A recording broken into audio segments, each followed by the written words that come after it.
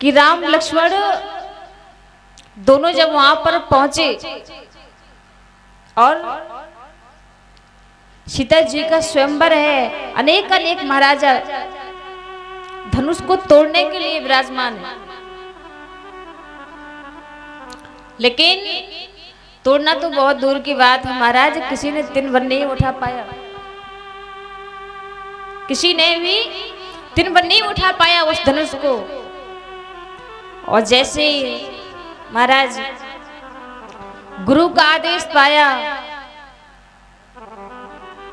जब गुरु का आदेश पाया तो राम जी गए हैं, और जितनी देर में हमारी पलक झपकती है उतनी देर में भगवान ने धनुष को उठाकर उसके 2 टुकड़े कर दिए। जब धनुष के 2 टुकड़े कर दिए तो सभी बड़े प्रसन्न हुए। और अब मैया जानकी का विवाह होने वाला है, बरमाला पहनाने आने वाली है। गजब की बात तो ये है कि महाराज जनकपुरी की जितनी भी बूढ़ी बूढ़ी माताएं हैं ना, वो सभी अपनी पलकों को पकड़ के बैठी है। क्यों? क्योंकि वो विचार करते हैं कहीं ऐसा ना हो कि जब जानकी राम जी के गले में माला डाले कहीं हमारी आंख बंद ना हो जाए, इसलिए अपनी अपनी पलकों को पकड़ के बैठी। बड़ा प्यारा भाव है। और आज मैया जानकी माला पहनाने के लिए आ रही हैं। जब माला पहनाने के लिए आ रही हैं तो आपको पता होना चाहिए कि हमारी बेटी बर से थोड़ा छोटी होती है कि नहीं? लड़के से थोड़ी छोटी होती है हमारी कन्या। और मैया जानकी राम जी से छोटी है।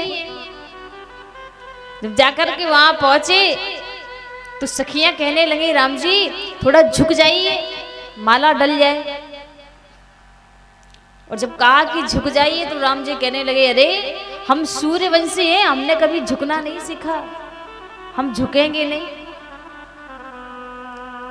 बेचारी मैया जानकी माला लिए खड़ी है। और जब राम जी नहीं झुक रहे थे तो जाकर के सखियां पहुंची कहां? जनक जी के पास। जनक जी के पास पहुंची और जनक जी से कहा कि महाराज आप ही बोल दीजिए राम जी से कि थोड़ा झुक जाए। और महाराज रामायण में तो बात बात पर पर्दा है।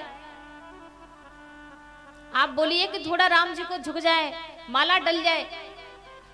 जैसे ही कहा तो जनक जी कहने लगे कि अब राम जी हमारे दामाद हैं और हम अपने ही दामाद को अपने ही घर में बुला करके उनसे झुकने के लिए भला कैसे बोल सकते हैं? हम नहीं बोलेंगे। बेचारी सखियां भी परेशान।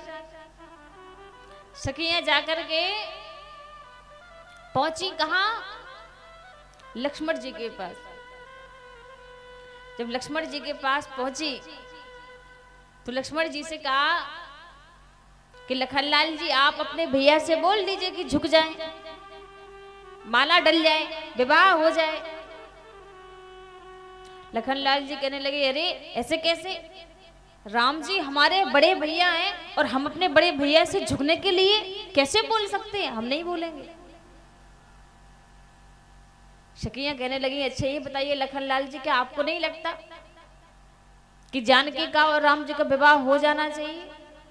लखनलाल जी कहने लगे बिल्कुल लगता, क्यों नहीं लगता। तो कहा कुछ ऐसा करिए जिससे राम जी के गले में माला पड़ जाए। लखनलाल जी जाकर के दौड़े दौड़े गए और राम जी के चरणों में दंडवत प्रणाम किया। और जैसे ही प्रणाम किया तो राम जी बेचारे सब कुछ भूल गए। राम जी देख रहे हैं मेरा भाई लक्ष्मण मेरे चरणों में पड़ा है।